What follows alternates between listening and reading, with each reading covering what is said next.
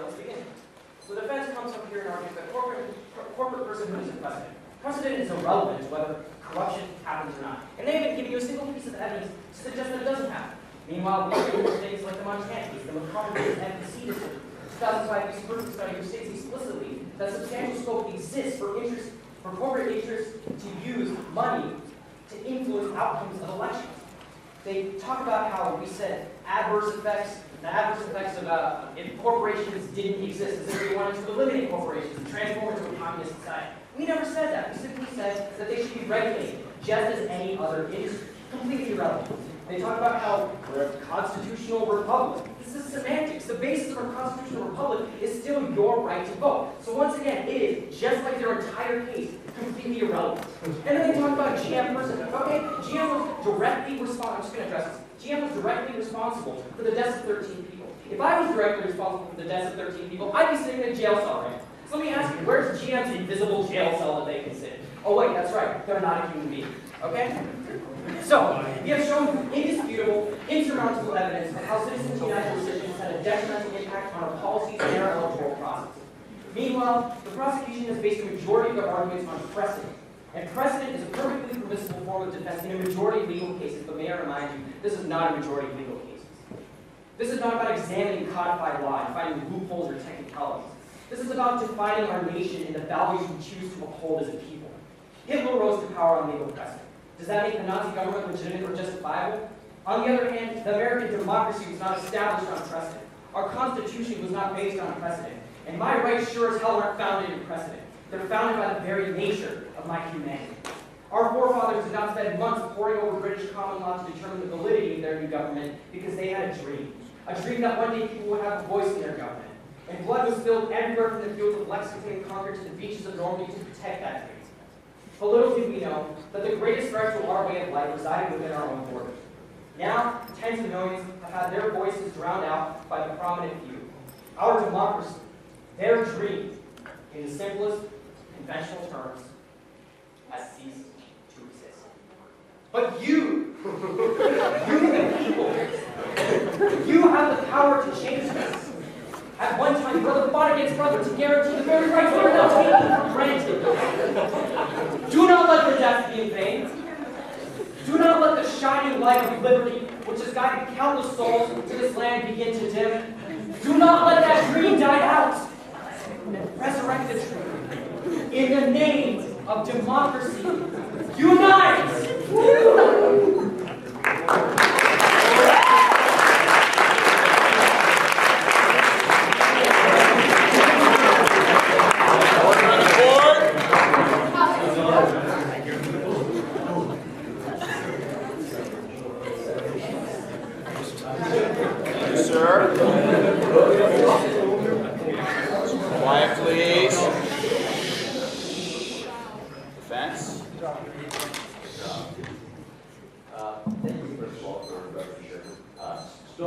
For that wonderful preaching. But, Your Honor, and respectable jury, I'd like to present to you first a reiteration of the charges the prosecution upholds against our Honorable Supreme Court, giving a substantial power to organizations in comparison to individuals within political elections, and lowering participation of these individual masses, and allowing for the misinterpretation of the people's needs. Now, the first of the prosecution's charges of organizations having too much power within our elections is flawed, primarily because the organizations themselves are lawfully considered persons and are governed under the same rights as individuals. Under these rights includes the freedom of expression, the freedom of donation, and the freedom of speech. Now, corporations and many nonprofits simply put are a collection of individuals that pool their political views into one legal entity. With their collective funds, those of shareholders, corporations act upon their representative views. Now, the prosecution argues that many corporations, labor unions, unlawfully invest in campaigns that are not supported by the individuals that take part in these organizations.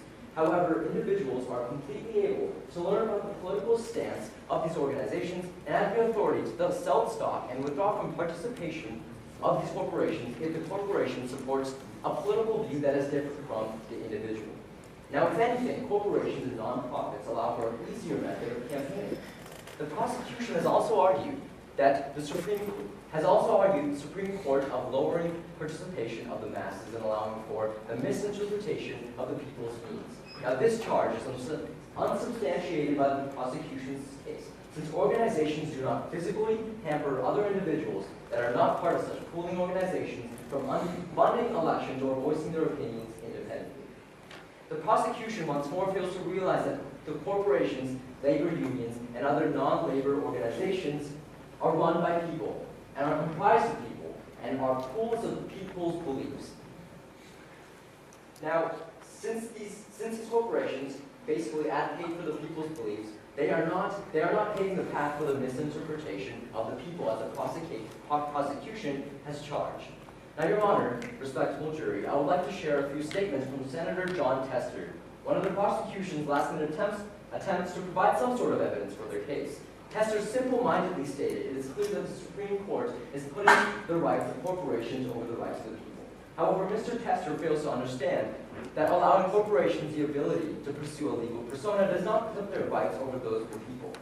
The Supreme Court allowed for both corporations and people to be ruled under the same light of individual freedoms. Now, Mr. Tester has also stated that if you're a corporation with money, you can influence our elections far more than ever before. However, he blatantly disregards the fact that many individuals have wealth that is not backed by incorporated businesses and cannot donate to elections in hopes for a greater influence. Now, labor unions, organizations, and many non-profit corporations are under this light of acting against the rights of the people and advocating for something that the people do not want. And that, again, is a flawed assumption. Now, Your Honor, the defendant within this case is an expert of constitutionality and justice, an expert of American morals and American ideals.